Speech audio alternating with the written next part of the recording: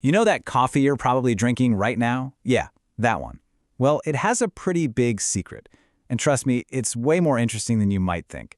It all kicks off with one simple question. I mean, let's be real, who doesn't love coffee? The whole world runs on it. We're talking about a demand that's just skyrocketing. Global production is set to jump by almost 6% just this year. That's over 100 million bags of the stuff. That is a huge amount of coffee. And honestly, we just want more and more. And that brings us to the real problem, right? With demand going through the roof like this, how in the world can we keep growing enough coffee for all of us without, wrecking the planet in the process? That's the massive challenge coffee farmers are up against every single day. So, to really get what's going on, we've got to talk about the hidden cost of your morning cup. And no, I'm not talking about the price on the menu. This goes way, way deeper. Okay, so to meet this crazy demand, farmers have a go-to trick up their sleeve: nitrogen fertilizer. They use tons of it. Why? Well, it's like a super steroid for the plants. It makes them grow faster and produce way more of those precious coffee cherries. But here's the thing. There's a huge downside. This whole process is, well, it's super inefficient. Turns out the coffee plants only soak up about a quarter of the nitrogen fertilizer you throw at them. So where does the rest go? Well, some of it messes up the soil, and a lot of it escapes into the air as nitrous oxide. And nitrous oxide is no joke. It's a greenhouse gas that's nearly 300 times more powerful than carbon dioxide. To put that in perspective, in a place like Costa Rica, coffee farming alone is responsible for 10% of all their agricultural emissions. That's a lot. So a group of scientists saw this problem and thought, okay, there has to be a better way. They went down to a coffee farm in Costa Rica and set up this really cool experiment, kind of like a fertilizer showdown, to see if they could find a smarter way to do things. And the location for this big face-off? The Alsachia Coffee Farm in Costa Rica. The whole idea was to put different fertilizing strategies to the test, side by side, to figure out which one gives you the most coffee for the least amount of environmental damage. All right, so let's meet the players in this experiment. First up, you had Strategy U, which was basically just a ton of the standard fertilizer, urea. Then you had Strategy F, which used less urea but added something called an inhibitor, which is supposed to help the plant absorb the nitrogen better. And finally, there was Strategy Y, which used a lower dose of a totally different kind of fertilizer, ammonium nitrate. So the question was pretty straightforward, right? Which one of these strategies is going to grow the most coffee? You'd think there'd be an obvious winner. But when the numbers came in, oh my man, the result was a total curveball, something nobody was expecting. I mean, these researchers were thorough. They spent a full 8-month crop cycle measuring everything. They collected the beans, they weighed them, they ran all the data.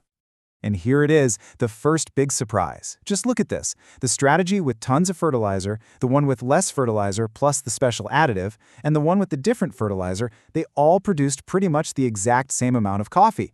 There was basically no difference at all. Wild, right? So let that sink in. All these different fertilizers, different amounts, and the effect on how much coffee they grew was zip, nada, nothing. Clearly, the fertilizer wasn't the main character in this story.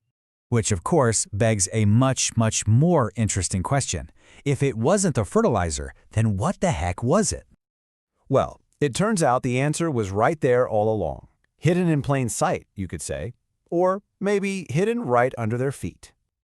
So, as the scientists looked closer at their data, they noticed something really important about the farm itself.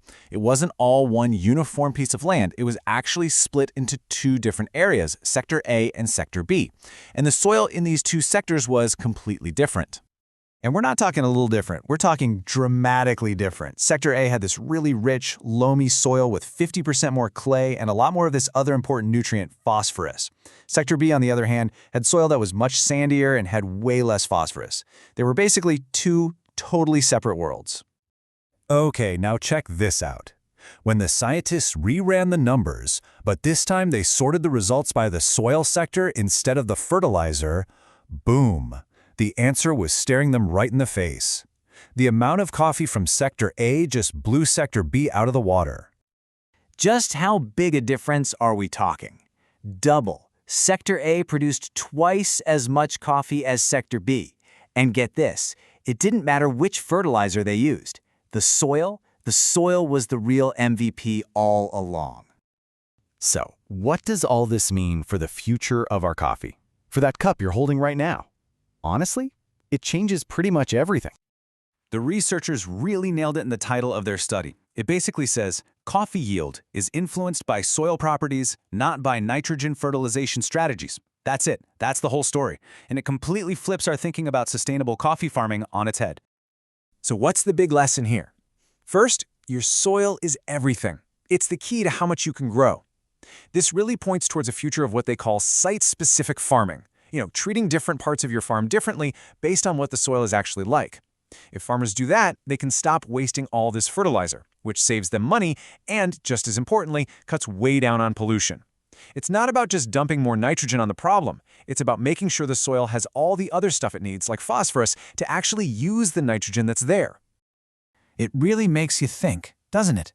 If the solution to making coffee better and more sustainable was literally just in the dirt the whole time, what other incredible secrets are just hiding out right under our feet, waiting for us to find them?